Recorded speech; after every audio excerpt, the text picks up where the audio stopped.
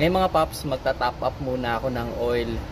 Unfortunately, yung oil kong nakalagay sa loob ng aking engine is 5,000 kilometers na. Pero mati-change oil ko pa siya maybe after mga 4 days pa. So tatakbo pa ako probably ng mga 800 kilometers. So para hindi naman magkaroon tayo ng problema sa engine, top up ko muna kahit mga 200 to 300 ml. Okay? Para at least may bago pa rin na pumasok na oil.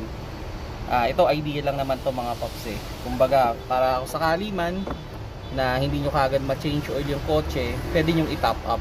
Kasi nakita ko dun sa dipstick nya, medyo kulang na ng konti. So dinagdagan ko na para nasa full pa rin siya. So normal naman na medyo nababawasan ng konti yan pag nakaka-accumulate tayo ng kilometers, lalo na pag mga 5,000.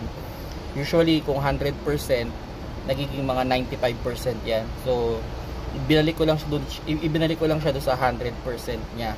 So by siguro after 3 days, 4 days, mati-change oil ko na to. So at least okay na.